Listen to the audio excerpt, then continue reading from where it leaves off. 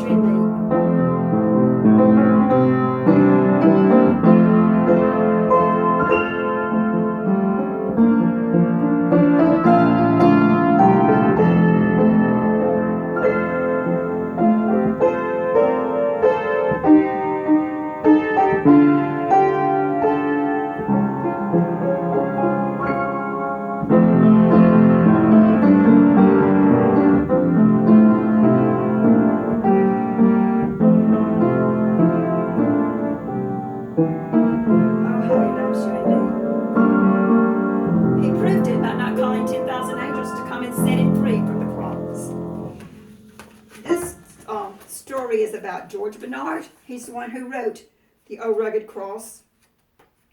He was a young man. He lived in, they lived in Ohio, and then his father moved them to Iowa. And he became a Christian through the Salvation Army. He wanted to be a minister, but he lacked the knowledge, the theological schooling, so he didn't feel like he could be a minister there. But it says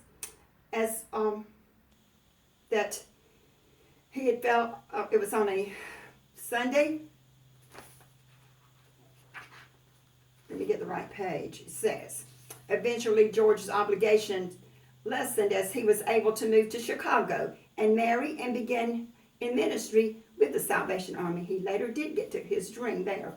Later he was ordained by the Methodist Episcopal Church and became a traveling evangelist. On one occasion, after a difficult season of ministry, George realized he needed to better understand the power of the cross of Christ. He later said, I was praying for a full understanding of the cross. I read and I studied and prayed. The cross of Christ became more than a symbol. It was like seeing John 3:16 leave the printed page in tape form. You know what John 3:16 is? For God so loved the world, he gave his only begotten Son, that whosoever believeth in him shall not perish but have everlasting life.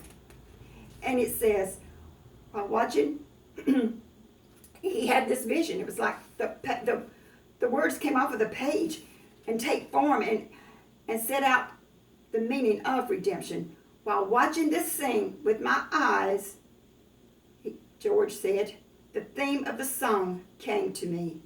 It took several months for the words to formulate in his mind as he preached through the Midwest. George would carry the words with him, working on them, polishing them up, and sometimes singing them in his meetings.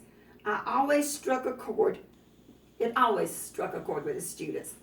At last, his hymn finished, and George went to the home of his friends, Reverend and Mrs. L.O. Boswick, and sang it for them.